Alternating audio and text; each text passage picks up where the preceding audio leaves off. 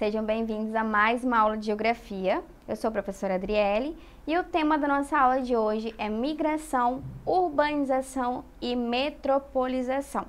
Vamos lá? O que seria migração? Vamos entender primeiro nessa definição aí de migração. Migração corresponde à mobilidade espacial da população. Migrar é trocar de país, de estado, região ou até mesmo de domicílio. Esse processo ocorre desde o início da história da humanidade. O ato de migrar faz do indivíduo um emigrante ou imigrante. Professora, qual que seria a diferença entre emigrante e imigrante? Imigrante seria aí a entrada das pessoas, elas imigraram, são imigrantes, entrada dentro de um país. E emigração ou emigrantes é a saída, são as pessoas deixando aí o seu país de origem, tá bom?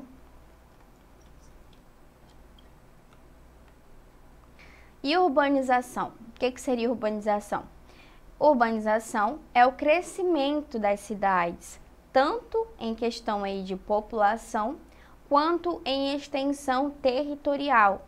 É o processo em que o espaço rural transforma-se em espaço urbano com a consequente migração populacional do tipo campo-cidade, que quando ocorre de forma intensa e acelerada é chamada de êxodo rural. Então aqui a gente vai ter o que? Mais um outro tipo de migração, é chamado êxodo rural. O que seria esse êxodo rural que a gente acabou de ver? É a saída das pessoas do campo, a saída intensa, grande quantidade de pessoas vão deixando aí a região, que seria aí rural, e adentrando os centros urbanos. E urbanização é isso, o crescimento tanto da população quanto aí das áreas urbanizadas em questão aí de aumento, de áreas urbanas, tá? Das grandes cidades, o crescimento aí das cidades. E metropolização? O que é metropolização? É o processo de crescimento urbano de uma cidade e sua constituição como centralidade de uma região metropolitana, isto é, de uma área composta por vários municípios que congregam a mesma dinâmica espaço-territorial.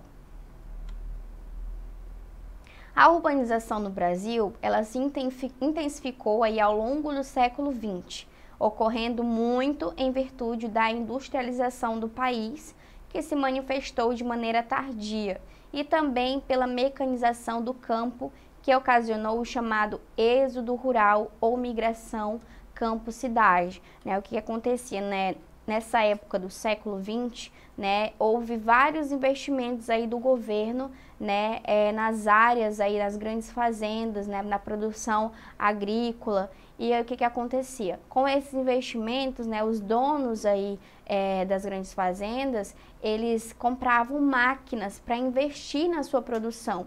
E a população, que era mais ali da mão de obra, do trabalho braçal, acabava ficando sem emprego. Isso fez com que uma grande porcentagem, uma grande parcela da população que vivia, dependia desse trabalho, eles fossem deixando aí o campo e tendo que procurar nas cidades novas oportunidades, uma oportunidade de trabalho e melhores condições de vida.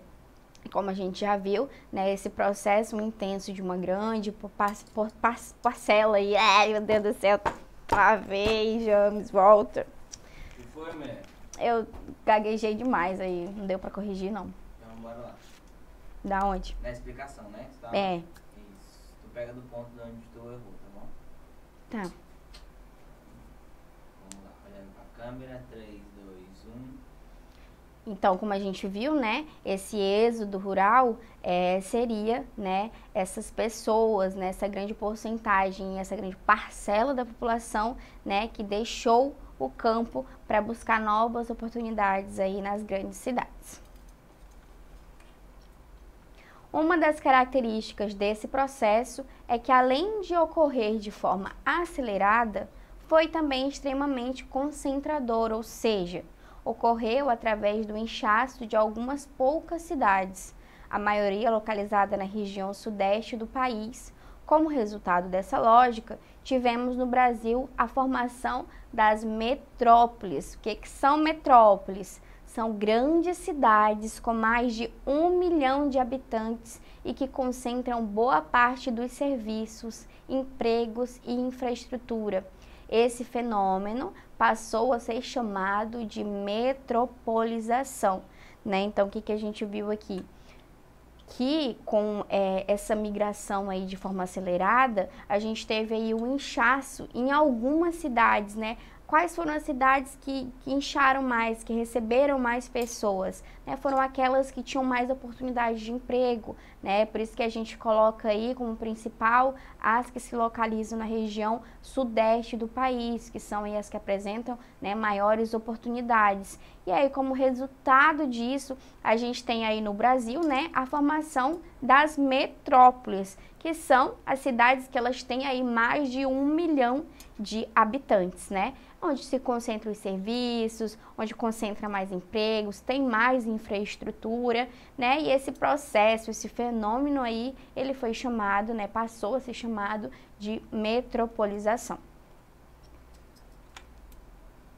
As duas primeiras metrópoles no país, elas foram São Paulo e Rio de Janeiro, refletindo a concentração industrial. São as cidades aí que predominavam muitas indústrias, né?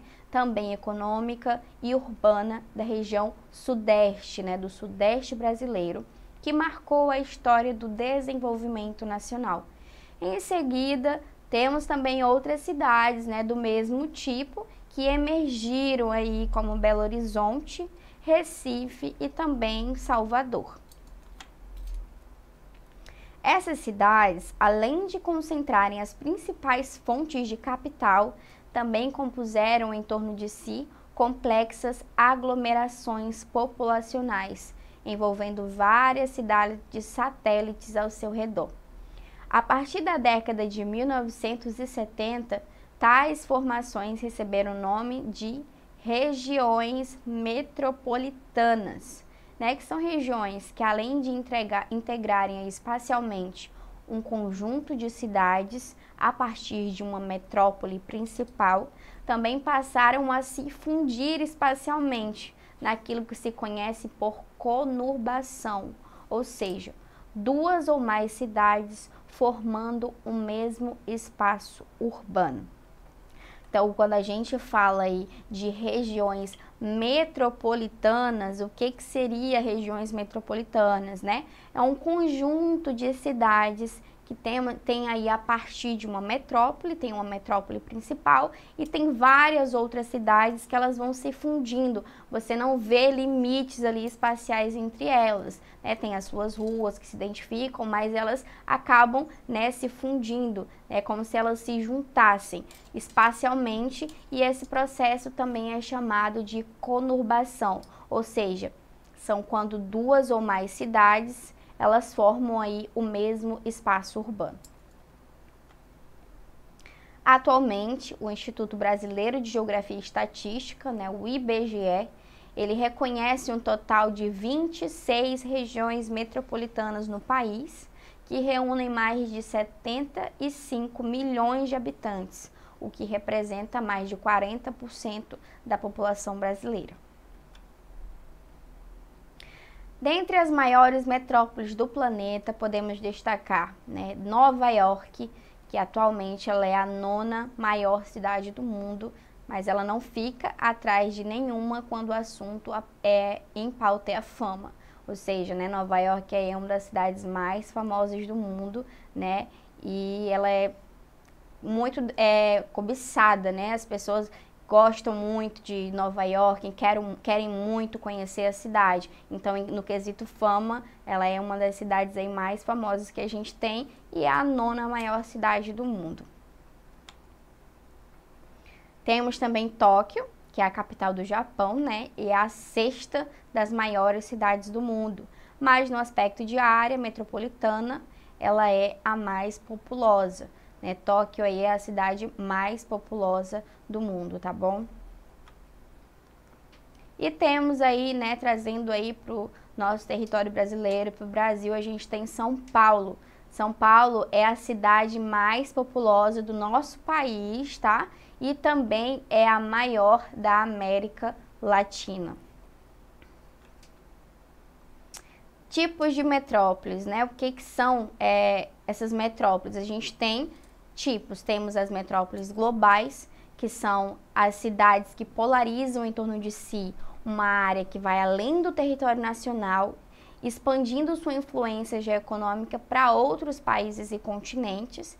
E entre essas metrópoles globais, há inclusive uma hierarquia interna, né, com grandes centros mundiais que exercem influência sobre todo o mundo, tais como a gente já viu, né? Tem a cidade de Nova York, temos Londres, Tóquio e Paris, e outros centros que polarizam ações em um nível um pouco menos abrangente, como exemplo aí São Paulo, Rio de Janeiro, Joanesburgo, Cidade do México, entre outras, né? Então a gente tem aqui um tipo de metrópole global, temos São Paulo, né? Que é aí um exemplo, né, de metrópole global. Temos também as metrópoles nacionais, que são as cidades aí que elas se polarizam já apenas nas áreas urbanas, localizadas no território nacional, com pouco ou nenhum peso sobre a atividade econômica de outros países, né? Com exceção de nações cujo território é muito pequeno. Essas metrópoles, elas, no entanto, interligam-se indiretamente à cadeia econômica internacional por meio das grandes metrópoles de seus países. No Brasil, os principais exemplos são Belo Horizonte, Porto Alegre, Curitiba, Brasília, Salvador, Recife, entre outros, né? Dando destaque aí para Belo Horizonte, que é uma importante metrópole nacional.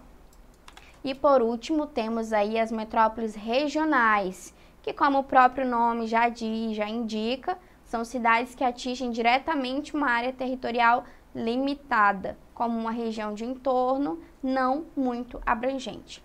Mesmo assim, essas metrópoles elas costumam apresentar um elevado grau de crescimento populacional e econômico, podendo aí, né, no futuro alcançar um nível mais alto nessa hierarquia. E um exemplo, né, quais são os exemplos de metrópoles que a gente tem, metrópoles regionais? Temos Goiânia, Belém, Manaus e Campinas. As cidades de Salvador também, como na imagem, vocês podem estar observando, ela é uma metrópole regional. Ok?